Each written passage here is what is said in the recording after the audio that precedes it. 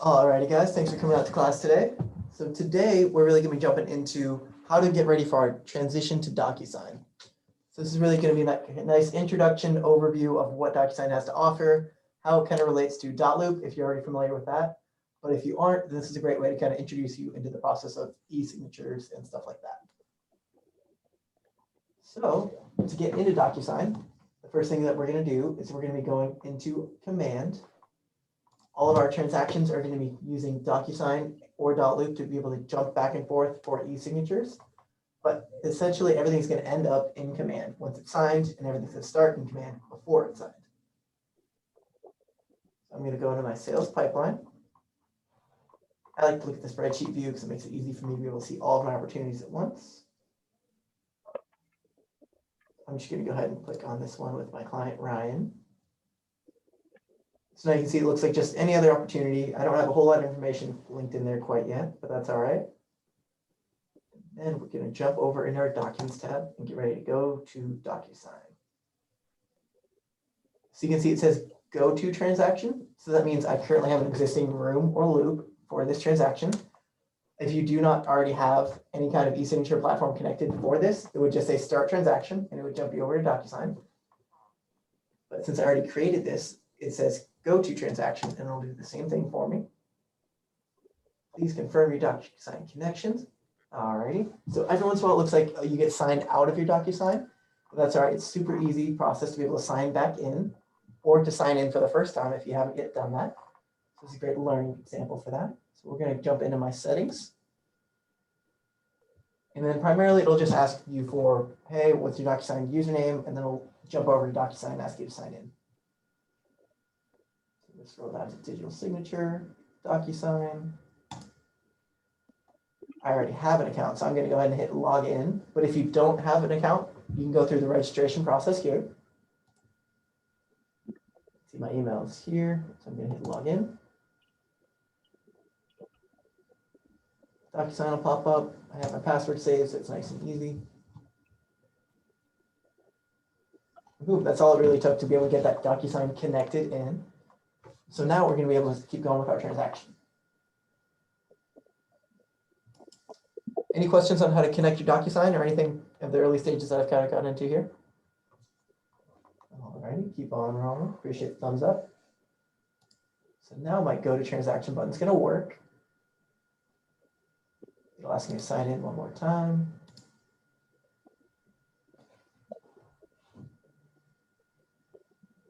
And then from here, it'll take me into my room for that opportunity.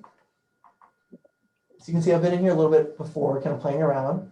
I put in a listing agreement, I put in a brokerage disclosure. So these are both forms that are going to be totally editable and ways for you to be able to kind of get easy information out to your clients for them to sign. So if you wanted to see what this form looks like that I already have added in here, I would just be able to click on it, pull it up. It will show any information that I have filled out on it so far. So if I already put in an address, or if I had clients' names that are already pulling over from Command, that'll be there. So you can see that my client Ryan Chase's name already got pulled over from Command, so that's nice. If I linked it to a listing, it would automatically populate here. So you have that address also pull over, so it's a nice feature for you.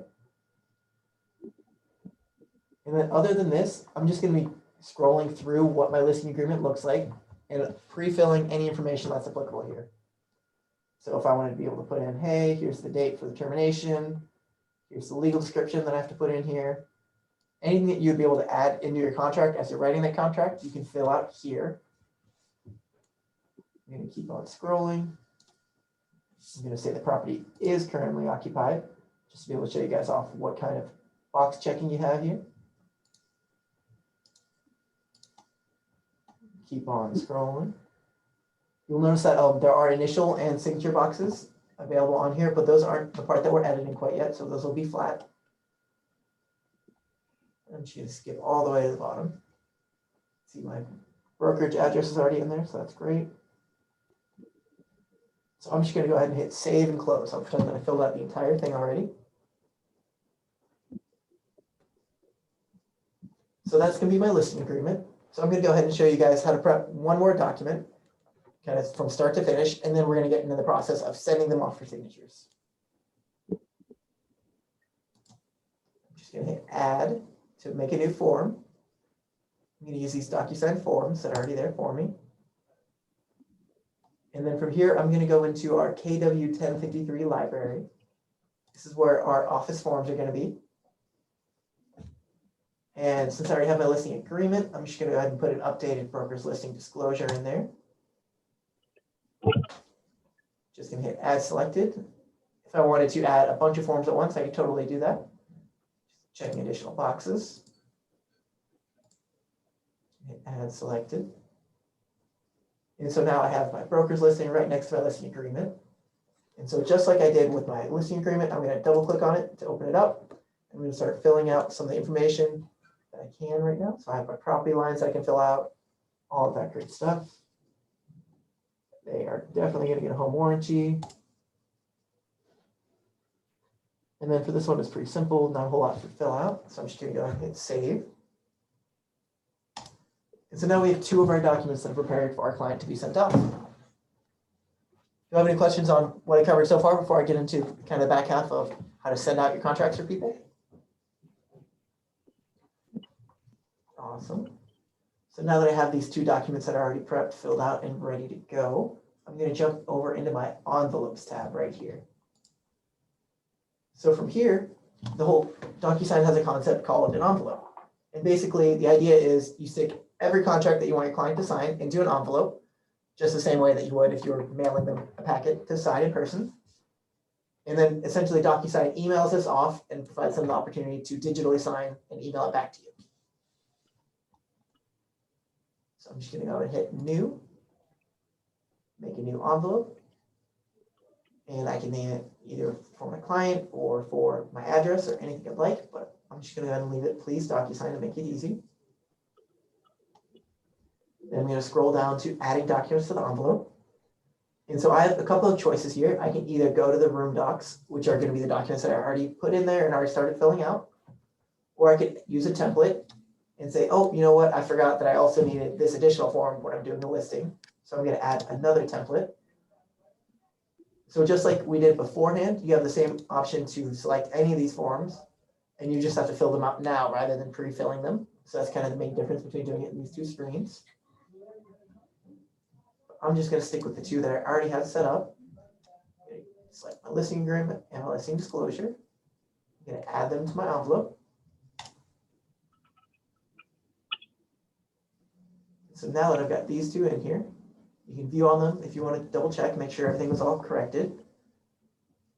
But since I've got my forms in my envelope, now I just have to decide who I'm going to be sending it to.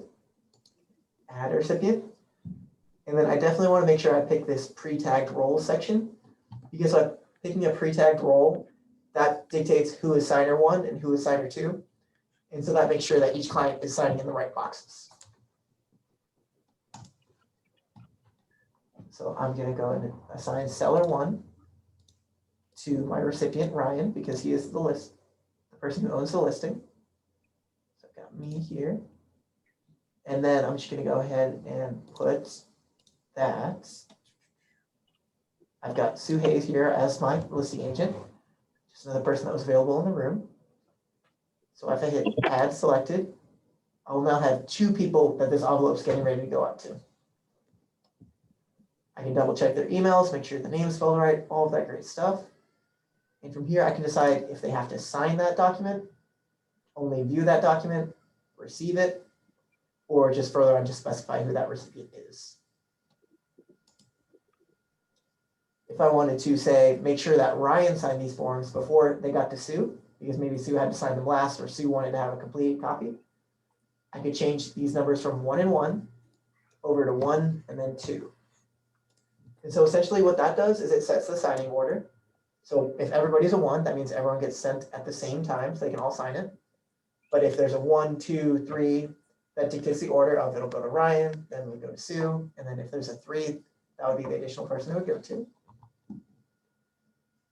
And that's essentially what you're really going to be doing for putting these recipients in here. The last step before you send off that envelope is going to be putting what you want that email subject to look like. Like, hey, real estate contracts.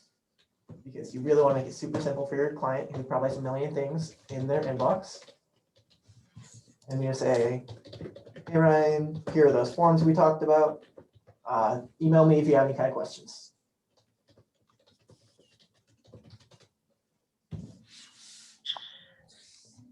And from there, I'm just going to hit next and preview the docs one last time before they send off.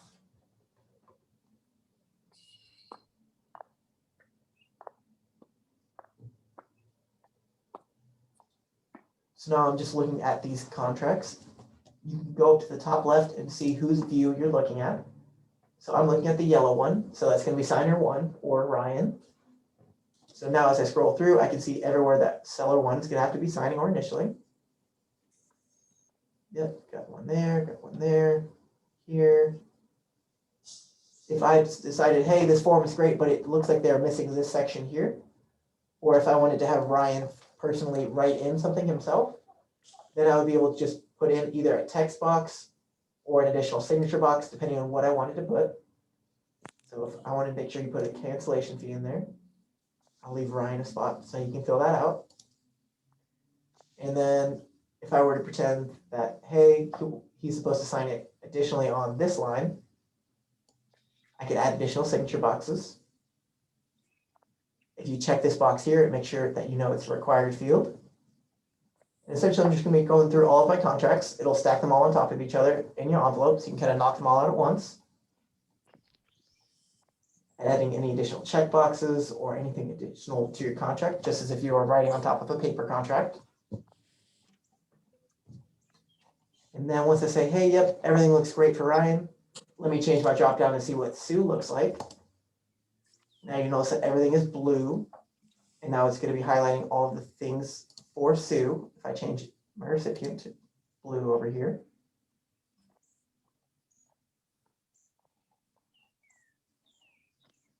So you can see she's got her seller box right here. And so now that's really going to be kind of my last step for this digital signature sending process. All I have to do is go ahead and hit send.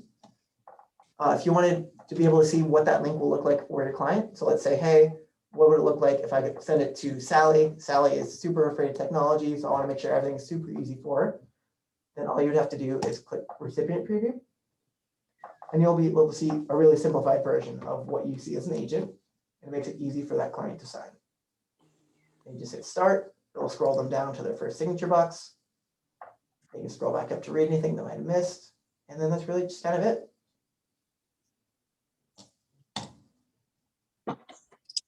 Any questions on this DocuSign section before I kind of wrap up the class on covering how to pull things back into Command? Awesome. So I'm going to save and close this one for next time. And then now I'm going to jump back into Command. So now I'm back over here where I started the class today in my Command document section. I'm looking at all of these required fields that I have. Everything that's red is going to be a document need. Everything that's orange might apply to you, depending on your transaction. Now, this is going to be a listing transaction. You can tell because it says listing and it's green up at the top. And since it's a listing, that means I have two sets of forms that I need to fill out. My listed documents for when I first sign the client, and that's going to be these ones that we're looking at here. And then once I'm towards the middle of my transaction and I start to get under contract, now I have additional forms that I have to fill out. This broker synopsis is really going to be similar to what that MLS detail looks like. It just shows that your contract is pending or that your house is pending. You have your final sales contract and property disclosure, all those great things there. But essentially, once you have both your listed documents and your under contract documents in there, all you have to do is hit that submit to MC and your compliance is done. Any overall questions about DocuSign, compliance, the documents tab in Command, anything at all? I have a quick question. Is there anything we specifically need to do to transfer any, is it possible to transfer any of the documents that we're using in .loop that we are in the middle of using to DocuSign, or just have to do them over in DocuSign when the transition takes place? Yeah, so you actually have the option to download a PDF of that contract from .loop. And then once you have that PDF, you can put that PDF in DocuSign, you can put it in Command, you can upload it wherever you want because PDFs can be kind of a flexible format for you. Do we have to do anything to stop using .loop? Because I heard something that will be charged if we continue. Do we have to stop our registration or something? Nope, so Loop doesn't have any of your payment information. Loop Okay. is currently charging our Market Center because we have a Market Center membership. And essentially what that might be referring to is you have the option to sign up for a single agent membership if you wanted Okay. to keep Loop beyond that. Okay, thank you. Yeah, no problem. All right, well, thanks for coming out for class today, guys. And feel free to shoot me any emails as you're kind of working through your first transactions here. And let me know what you guys think of DocuSign. Thank you. Have a good one, guys. Thanks, Ryan. Have a good weekend, man. You too. Thank you.